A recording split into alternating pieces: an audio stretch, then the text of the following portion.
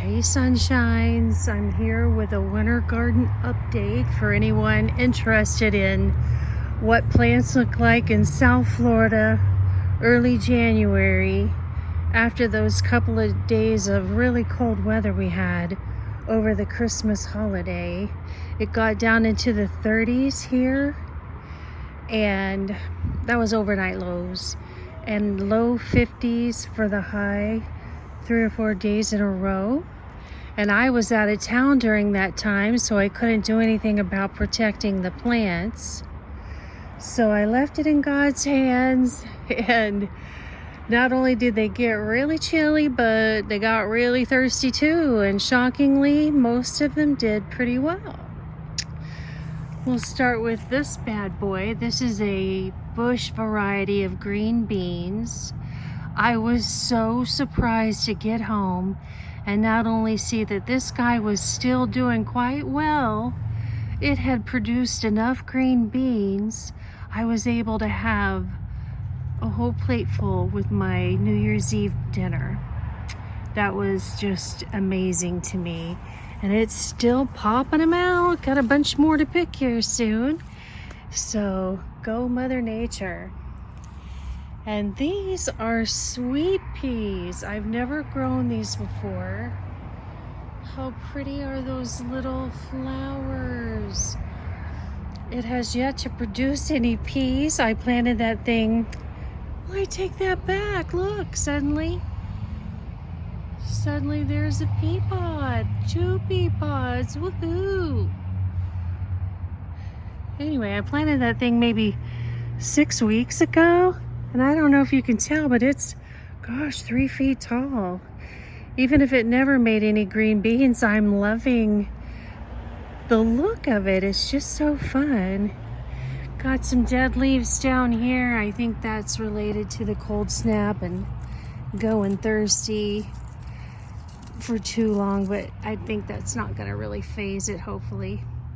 I just got home from work. I have a long commute, about an hour each way every day, and I think these guys need a drink.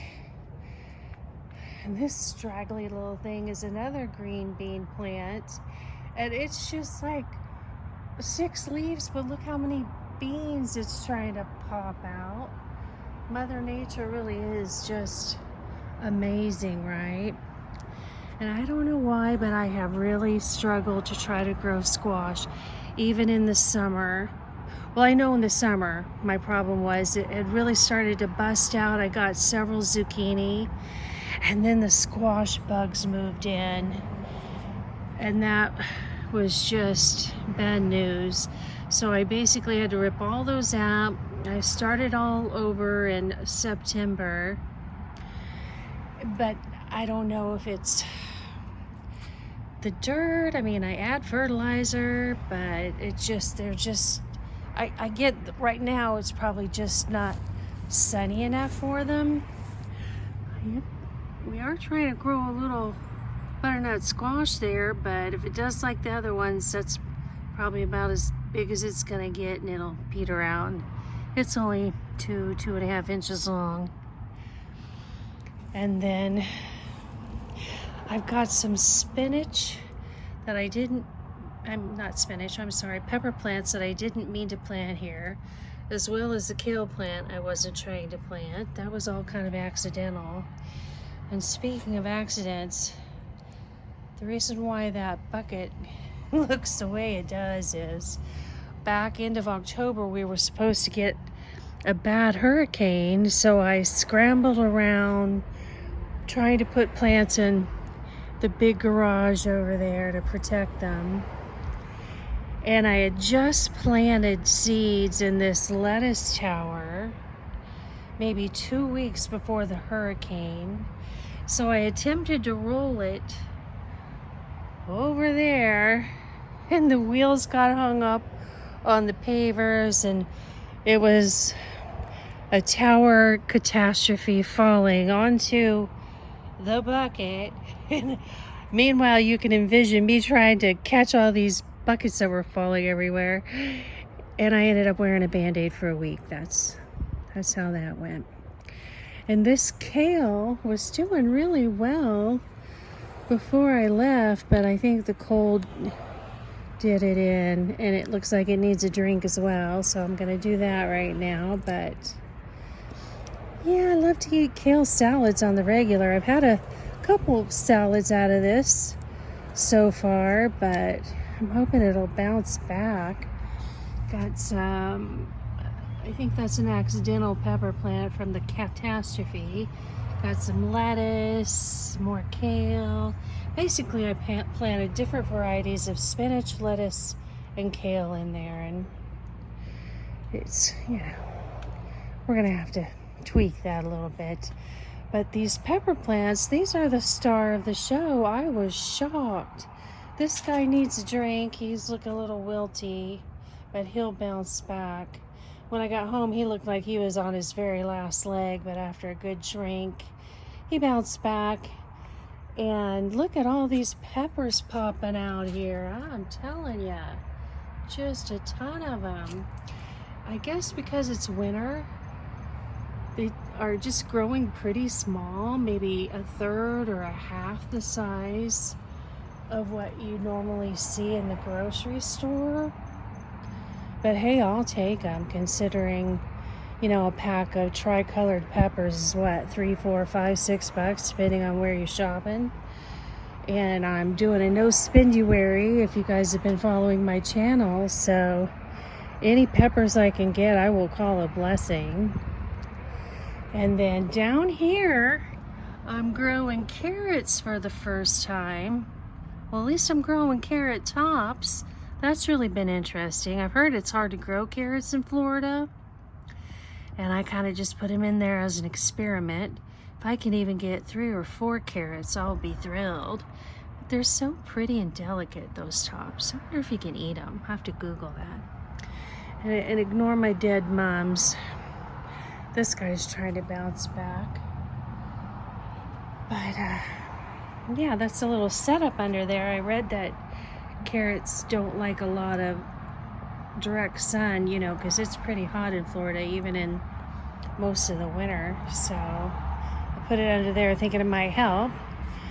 More dead mums over here and a few trying to make a comeback. And this is more kale.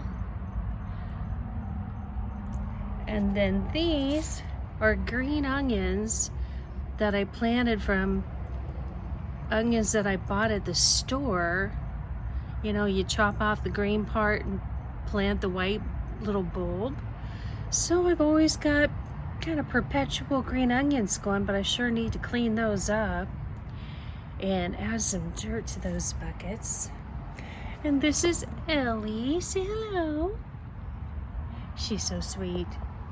And then I'll show you my unexpected tomato plants. But first, let me just go ahead and say this janky tub was a free curbside pickup a few houses down in sound condition when I snagged it. And at the time, I got it just to collect rainwater because my plants prefer rainwater over the treated city water. Oh, and that's peppers I'm trying to grow in there. And a little sweet potato slip that looked a lot better before the cold snap. Anyway, in the course of trying to move this tub around, it's broken into pieces. And I said, screw it, let me just try planting some stuff in it. And I'm probably gonna let it just mess around and then dump that out and obviously get rid of it. But I have a fabulous half-acre fenced yard, so nobody can see my jankiness.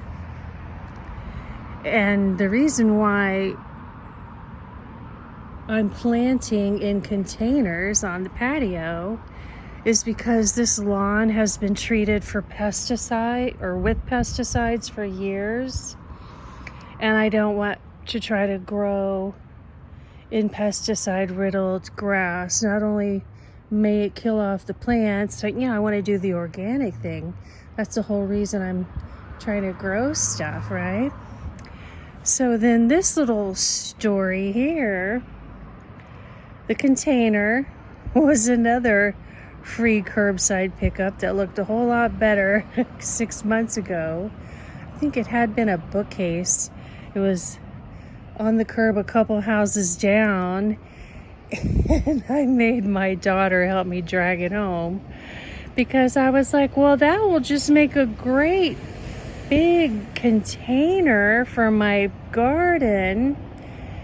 And of course, it hasn't held up to the weather. I need to put some L brackets on there and try to squeeze out another 6 months. But again, nobody can see it, so meh. And then the story behind these are cherry tomatoes. They were going gangbusters during the early summer, but then late summer, I don't know if it was bugs, disease, or what, but they just all of a sudden started dying. And I literally ripped them all out. Well, apparently some tomato seeds had, fallen into the dirt and decided they were going to make a comeback on their own. One started growing way down here, hanging out the side, and I transplanted her. There she is. And the other two, like I said, I think they just grew from maybe tomatoes that had fallen in there. And there's literally only 3 plants there, and in that side compartment, and no plants are actually growing in the bigger compartment, although that could happen because I see some dead tomatoes down there. Anyway, these things are indeterminate, as you can tell. They just grow like crazy, and they're not getting much sun over here because the front of the house faces west, so that's south over there, and they really only get about 4 hours of sun a day, and by 11:30, 12 o'clock, the sun's so far on the other side of the house that they're just getting indirect light. But apparently they're like, hey, we're gonna do what we can for you. And I've gotten 3 or 4 little tomatoes off there. More to come, lots of blooms. They're growing slow compared to during the summertime, but hey, they're growing and it's free. And I really should trim these things. I know if you watch YouTube videos, they show you how to prune everything really nice, right? And I don't know, it's silly, but it's hard for me to just go stripping healthy parts of a plant off. I feel like I'm doing something wrong. And since these just decided to grow on their own and it's quasi-winter, I decided to just let them do what they want to do. The only thing I've done is tie a few of these long vines on this arch, if you can see it, just because they're going everywhere. So that's my tomato story. And then, hello, Miss Ellie. And then just to take a quick look at the plants growing inside the patio screen, I have to say these did worse than the ones out here. But this is really just herbs and some impatiens. And this guy's trying to come back. He needs a drink, but he was the worst of the 3 there. The other 2 looked really good, shockingly good for the cold weather and 9 days without a drink. But I'll tell you what did the worst, and it's not surprising, is my basil plants.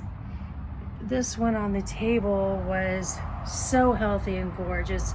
It was a bush. It was full and lush and head to toe, if that could be said about a plant, with leaves. And I used it a couple, 3 times a week for salads and pastas and whatnot. And I'm just amazed there are even any green leaves on here still.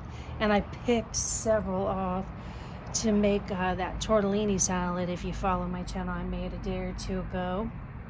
So I can't complain. That's really the only thing that suffered. And then this basil plant, same story, but I will say I bought this one at Publix or whatever, and I didn't realize it, but for some reason it has a different flavor than the other two. This one has like a licorice taste to it, which I don't care for, and not to be callous about a plant, but I don't care if that thing dies or not. So anyway, and apparently Ivy loves the cold and being thirsty for a while, because these two guys just look terrific.